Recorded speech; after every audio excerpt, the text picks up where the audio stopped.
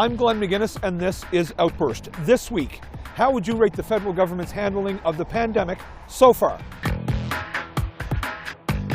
We're getting fairly complacent in how we're dealing with the pandemic. I mean, they're doing what they can. Okay. Just okay. I think we need to be striving for more than back to normal. We do know that all levels of government didn't have a lot of time to react when the pandemic hit. For the federal government, their main priority was keeping Canadians safe and financially afloat. But these days, the focus has turned to the vaccine rollout. But there's been some criticism as to what's perceived as a slow pace with that vaccine rollout. As well, long-term care homes continue to be a problem. So we took this question to Canadians. How would you rate the federal government's handling of the pandemic so far? It's hard to give a rating considering how little I've seen of their specific. I feel like CERB's the only thing I've seen from the federal government. So I'd say like a 6, based purely on CERB, because I don't really know what else they've done. Not very well, honestly. I think they're not really worrying about anyone. And all the small business, we were talking on the way here, all the small businesses are all drowning. They're not able to even function right now with all of this. I think it's been quite good, and I think they got money out to help people that had lost their jobs quite quickly. The only issue now is that, how much is this going to cost in the future? Because the deficit spending is absolutely insane, but I think they handled it. They did what they had to do. I don't know, it all seems reasonable and it seems impossibly complex. So I don't feel like I have a lot of negative judgment about it. Federal government? Okay. Just okay. Justin Trudeau's plan is to get everyone back to work as quickly as possible, and I don't know, I have some concerns about that. Instead of looking at more kind of fundamental changes to how we do things as a society, because our normal is what got us to this point. And so I think we need to be striving for more than back to normal and back to work. It was going pretty good until it came out into the news that federal government employees were going away for vacations and stuff. So until then, they were doing pretty good. But I guess, in retrospect, they weren't to begin with. Well, from a snapshot from Newfoundland, it's almost seems like pandemic's more of a background thing. And at this level, I thought it was well handled. But then it's I guess in Ontario, that's where my sister's living. It is a bit scary what's brewing on over there. So I guess at an average, I would say maybe a 6 or 7, but I do have a pretty biased view because I feel like in Newfoundland, it's been overall pretty well managed. I think the federal government has done a pretty good job based on, their powers and abilities. As for the provincial level, some not so well. If you look at Ontario and Alberta, they're kind of in a lot of trouble, and Quebec. So federally, I think they did a fine job. Provincially, need some work. Not everywhere, but some provinces. As it's progressed, my rating has gone down. I just think some of the moves they've made as far as clawing back some of CERB benefits, other sorts of benefits, the people that need it the most have been too extreme. And the spread of the virus has been much more dramatic the past several months, so my rating has definitely decreased with time. I think they're doing an all right job. They're doing the best they can with the situation that is happening. It just kind of hit them, so I think they're doing the best they can, and I'm happy with what they're doing. So far, I would say better than average, better than the Americans, certainly. I don't feel like we're targeting the 20-year-olds that are wrapping. We let universities and we let everyone come here right away in September, and I feel like Thanksgiving and all these holidays brought people back and forth from Toronto and the areas that were more affected the most, and that's just creating the the rise. How well do you think the federal government is handling the pandemic? I actually don't think they've been doing very well at all. I would say, obviously better than our U.S. counterparts, for sure. So maybe 5 out of 10. But the thing is that I've seen so many small businesses close, and it's awful. People are barely able to stay afloat, and if the amount that we're giving was enough, then I feel like we wouldn't be seeing all these things close. I don't know. It's sad, and also I feel like we could be doing more to keep our numbers down. Not very good. The vaccine was slow to be rolled out. Most countries in the world have had a high vaccination rate at this point, and we're lagging behind. We have politicians leaving the country. The Prime Minister was jumping from province to province during the first phase, and he was up on Parliament Hill during one of the protests for a photo opportunity. I feel like I would give them a 7. I mean, they're doing what they can, but at the same time, like it's a new thing for everybody, and nobody really knew what was going on. So I think that they did a pretty decent job for how it came at them, for sure.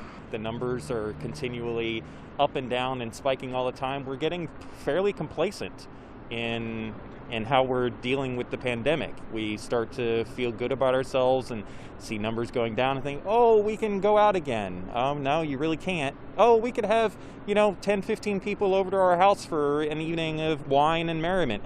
No, you really can't. That makes things a lot worse, and it makes it harder for the government to effectively keep things moving forward and getting us to a point where rolling out a vaccine is going to actually make a difference. He already spent too much, and if he needs very serious deficit for 2 years, and I don't believe that in 5 years it will be resolved.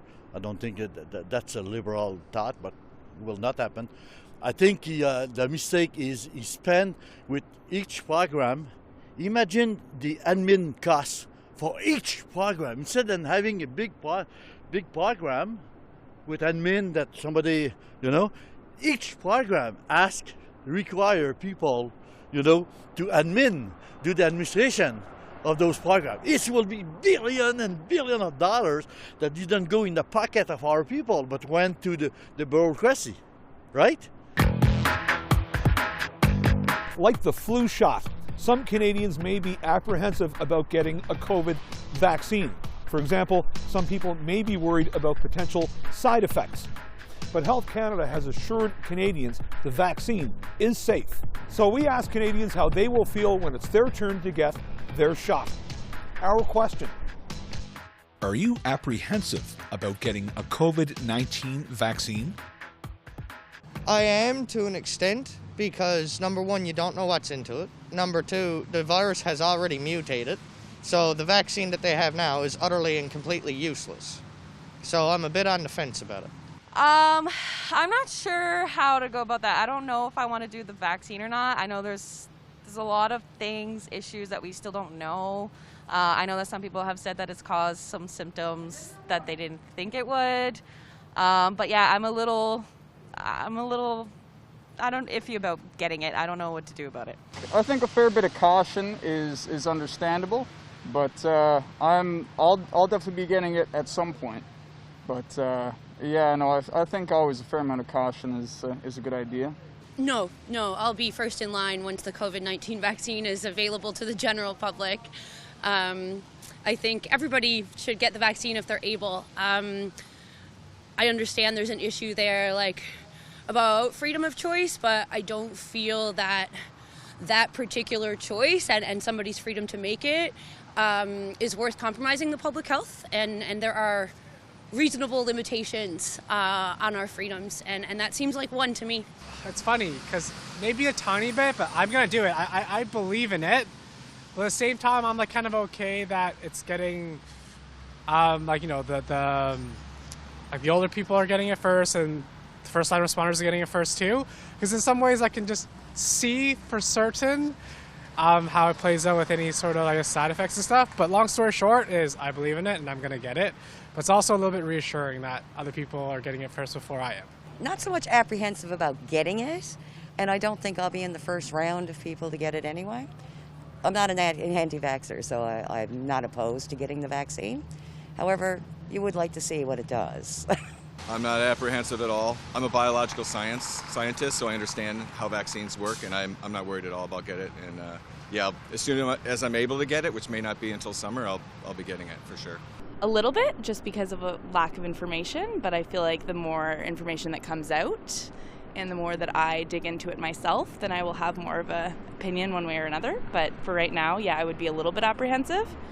And what about you? I feel the same way. I feel like there hasn't been enough trial and error period yet. But again, being informed, the more we're getting into it, the more research is done and the more I feel like I'll be comfortable to take the vaccine. But for now, I'm still on the fence. Not at all. Why? Primarily because this is one of the first vaccines to be produced with actual verifiable science in a short period of time that is efficable. You know, if you look at previous vaccines, there was always years and years and years of study and research that were necessary because the science wasn't fully there. And now the science is there. And we're really starting to see what the benefits of that kind of intelligent thinking and productive scientific analysis can result in. And people need to really start paying attention to the details of it because the details are where it matters.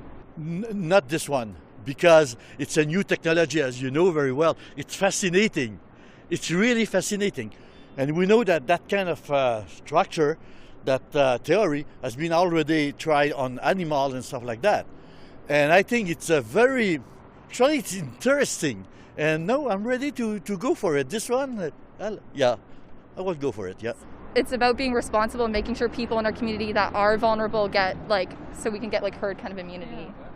These people study for years. They know what they're doing. Why wouldn't we trust someone who's dedicated their life to the products and what's going in the vaccine, pharmaceuticals? Why wouldn't we trust that? It just makes sense to take that if it can help everyone.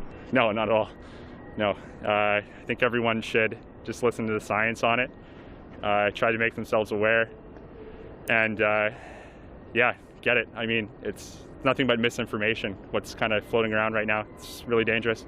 I've done a decent amount of research, and my dad's a healthcare professional and was like, let's look into this and all the nitty-gritty bits. And so done a lot of research to quell all of the questions.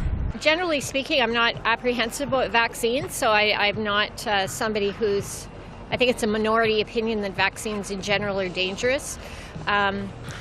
My sense is that there's been researchers all over the world working on this, and it's our best chance to develop immunity other than getting the disease. So I'm willing to try it because the alternative just doesn't seem like a good idea. Me, not at all. I am in university in the medical profession. So I feel like as a representative of the medical profession, I need to be the first in line for these vaccines just to make sure that the public feels better about it. So I'm taking flu shot for over 25 years and I'm okay, never got sick. But for this vaccine, I be kind of reluctant. So let's just give it to people who want it to really.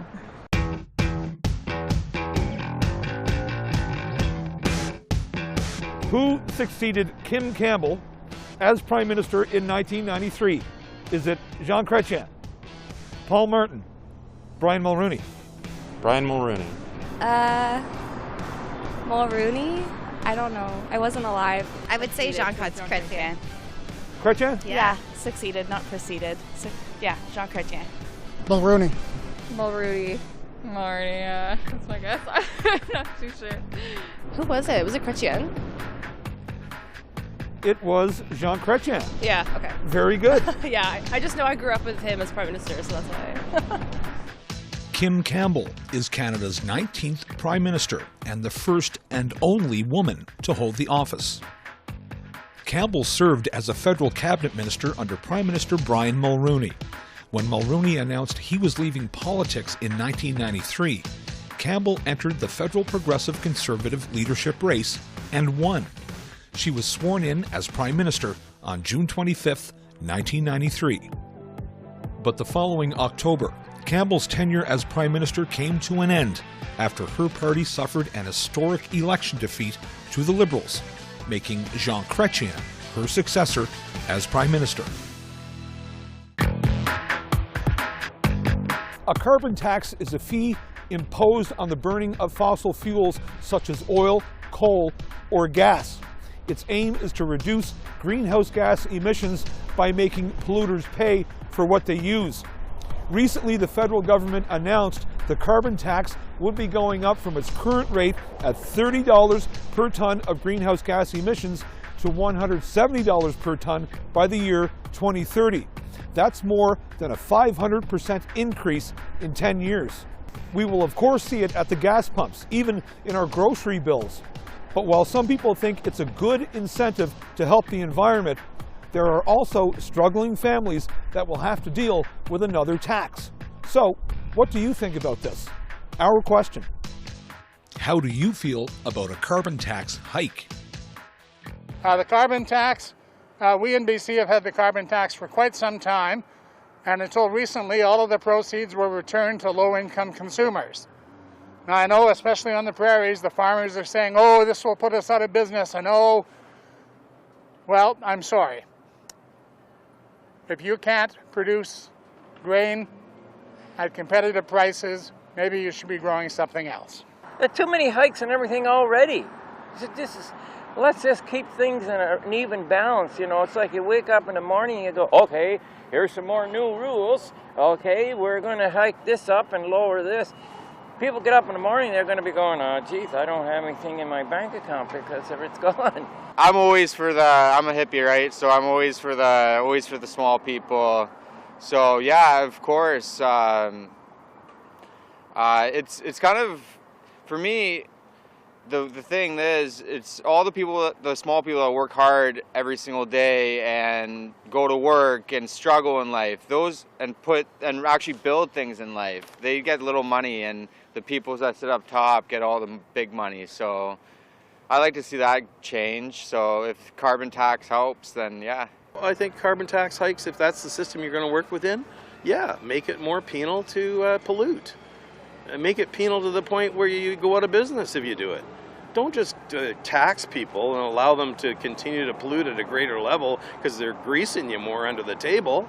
No, stop polluting. A carbon tax hike, well, I think as we can see, you know, around the world, electric cars are a thing of the future.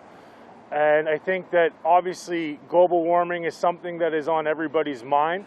You know, I'm not going to say whether it's true or false, but I think a carbon tax to help us lower emissions and make the future better for our grandkids and our great-grandchildren and their great-grandkids, that's not a bad thing. I don't like it. It's a waste of time, waste of money. Why do you say that? There's better ways to reduce carbon emissions rather than taxing people. I think they're just looking for an excuse to raise taxes. They'll always find a reason to raise taxes. We're actually, funny enough, we're in world issues together right now. We literally just were talking about carbon tax like in class the other day. And I think it's really important. I don't mind. Also, I know rebates are a thing, like especially for if you are like lower to mid income, whatever you pay in carbon taxes, you get even more back, I'm pretty sure. So, I mean, I'm happy to, even if I didn't get a rebate, like I think even though I work a minimum wage job, but like I want to contribute as much as I can. I think we should be holding big companies responsible for what they're doing. Anything to add? I think it's just an equal fare, like whoever has the most income in their household, what they're paying for their heating, it makes sense that they give that money amount back to what they're using in that. It just makes sense. I don't mind a carbon tax hike. Inherently, I think that taxes like that are good and necessary because the money can be diverted to situations in which we can improve our handling of the reason that carbon emissions are as high as they are and improve the quality of everyone's lives, not just for the next generation, but many generations beyond it. I feel like if it's necessary and it's what we have to do, I mean, what are we supposed to say? No to it? I think we kind of have to follow suit. And what about you? I guess it depends. Like, I feel like transparency would be important in terms of what that tax increase is actually contributing to, in terms of whether it's actually directed at environmental practices or not. It's disgusting.